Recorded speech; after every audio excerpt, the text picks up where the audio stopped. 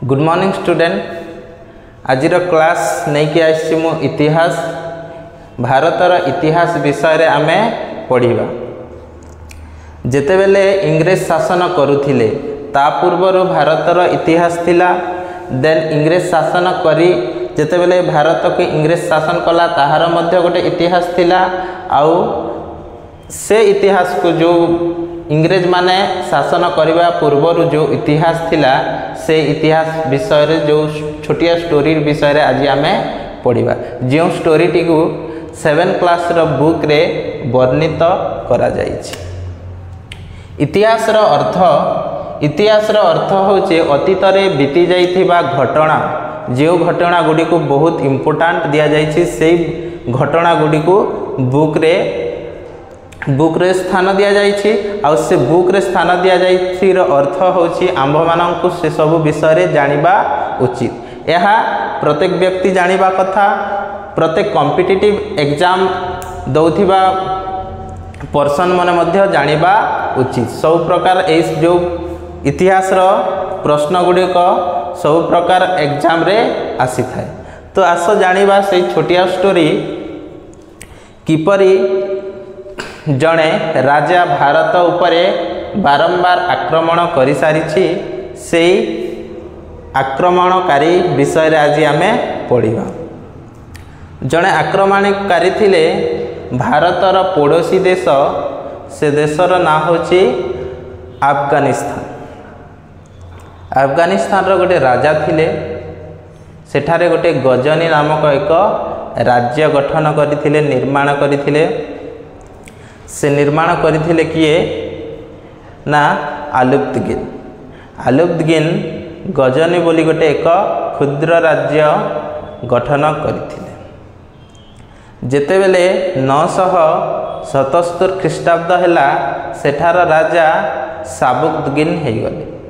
साबुकद्दीन कर मध्य मृत्यु हो गला। आउ 997 ख्रीष्टाब्द रे सुल्तान मामूद गजनीर राजा होइथिले।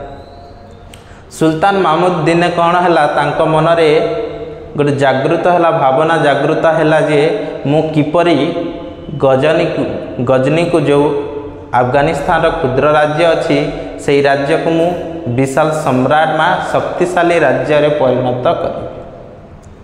कोनोसी राज्य को शक्तिशाली करिबा पाई विशाल सैन्य दरकार। तेणु से विशाल सैन्य एकत्रित कले। विशाल सैन्य एकत्रित करी निज राज्य को शक्तिशाली करिवार स्वप्न देखिले। धीरे धीरे से भारत प्रति आकर्षित हेले। भारतर जो धन रत्न माणी माणिक्य जो सब थिला धन से सब संपत्ति तांको कौन करिथिला प्रलोभन करिथिला। से सब धन प्रति से लोभ करिथिले एवं 1027 ख्रीष्टाब्द मध्य से भारत को 17 थर आक्रमण करथिले। थरे नुहे कि 10 थर नुहे कि 15 थर नुहे 17 थर से भारत को आक्रमण करथिले। जेतेबेले से आक्रमण करुथिले प्रथमे जो आमर उत्तर भारत रही से उत्तर भारत राज्य जो अच्छी से सीमा साइड तांकर देश थिला। तेणु सेपटू से आक्रमण करथिले। काश्मीर पंजाब मालवार थानेश्वर यही सब राज्य को से आक्रमण कर सारी। किंतु जेते धीरे धीरे 1025 ख्रीष्टाब्द आसिला। 1025 ख्रीष्टाब्द रे से गुजरात रे थिबा सोमनाथ मंदिर को से आक्रमण करी आम भारतरू बहु धनरत्न सबू निज देश को लुंठन करिकी नहीं जाइथिले। जो आक्रमण कले जो समय से आक्रमण कले से समय रे गुजरात रो राजा थिले राजा भीमदेव। निज प्राणर भय विकल रे से निज राज्य छाड़ी से पलायन करथिले।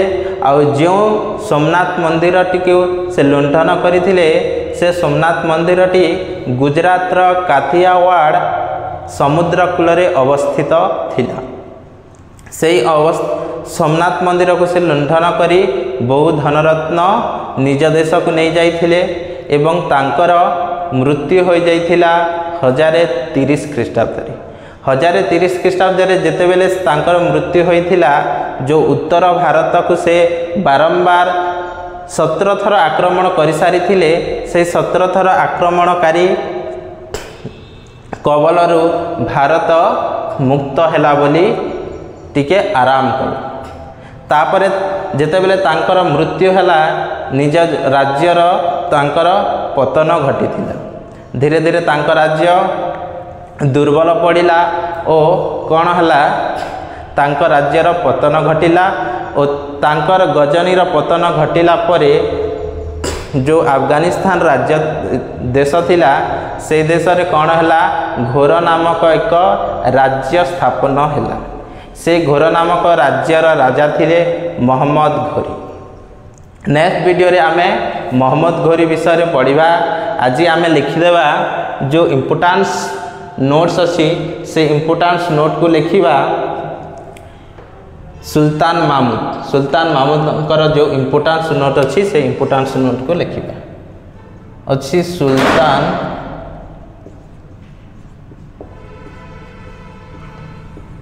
महमूद 997 ख्रीष्टाब्द से राजा। से केबे राजा होइथिले?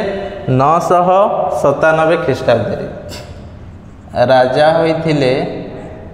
997 ख्रीष्टाब्द राज्य हेउछि गजनी। आ गजनी क्योंठारे थिला? अफगानिस्तान।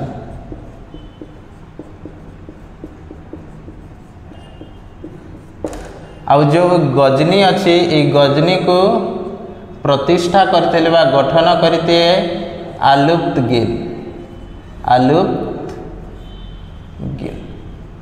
आलुप्तगिन गोटे राजा, से गजनी अफगानिस्तान रे गजनी नामक एक क्षुद्र राज्य स्थापन करथिले।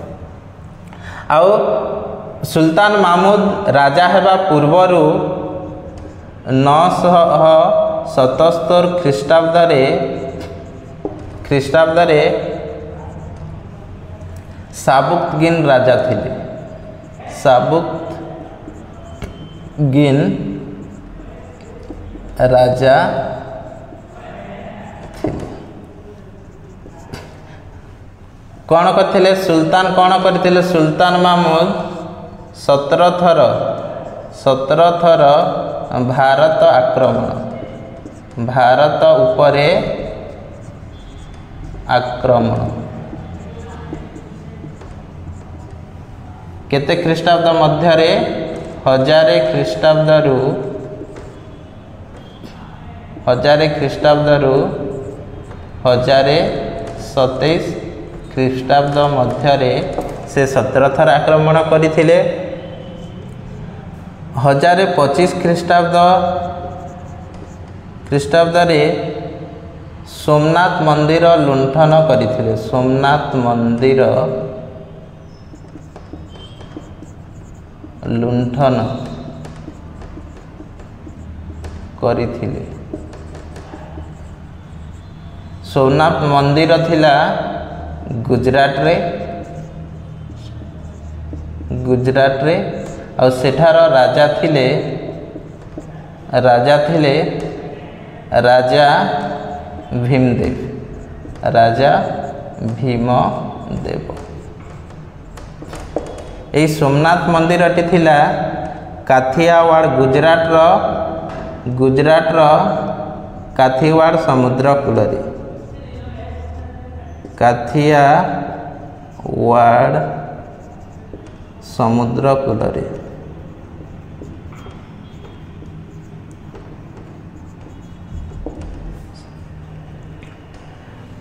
सुल्तान महमूदंकर मृत्यु होइतिला। मृत्यु केबे होइतिला ना? मृत्यु होइतिला 1030 ख्रीष्टाब्द।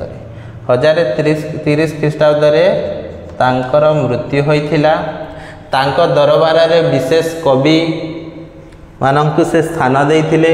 से विशेष कवि मुख्य कवि होउछंती पारसिक कवि, पारसिक कवि फिरदौसी, फिरदौसी से गोटे बुक रचना करथिले, ग्रंथ रचना करथिले। ग्रंथ रचना कौन करथिले ना शाहनामा, शाहनामा बोली गोटे पुस्तक रचना करथिले। एवं जेतेबेले से भारत को 17 थर आक्रमण करथिले से मध्यरे से जन व्यक्ति को भारत को पठाई थिले। तार ना हेउछि आलबेरुणी, आलबेरुणी। आलबेरुणी को से भारत को पठाई थिले। भारत को पठाई कहीं की पठाई थिले ना भारत विषय रे जानी कि गोटे पुस्तक लिखिबा पाई से पठाई थिले। से भारत विषय रे भारत रे बहु वर्ष रही गोटे पुस्तक रचना करथिले। से पुस्तकर ना होची पुस्तक रचना करथिले। पुस्तकर ना होची तहकीक ई हिंद, तहकीक ई हिंद। तहकीक ई हिंद रो अर्थ होची भारत विषय रे कहा जाय। भारत विषय रे जो से भारतर बहुत जगह बुली कि बहुत वर्ष रही थिले और बहुत वर्ष बुली से कौन करथिले भारत विषय रे गोटे पुस्तक लिखिथिले। आ से पुस्तकर ना होची तहकीक हिंद। एटा होची से छोटिया स्टोरी जो स्टोरी की सुल्तान महमूद विषय रे अछि। अब सुल्तान महमूद भारत को 17 थर आक्रमण करथिले। नेक्स्ट वीडियो रे हम पढ़िबा मोहम्मद घोरी। मोहम्मद घोरी किपरि भारत उपर आक्रमण करथिले, कहा कहा सहित तांकर युद्ध होइतिला, से सब घटना विषय पढ़िबा। से वीडियोटी को देखिबा पई ए वीडियो को आपण माननकु लाइक, कमेंट्स और शेयर करबा को पड़िबो और चैनल टी को सब्सक्राइब करबा को पड़िबो। वीडियोटी भल लागिथिले नेक्स्ट वीडियो को देखिबा को भूलिबे नाही। धन्यवाद।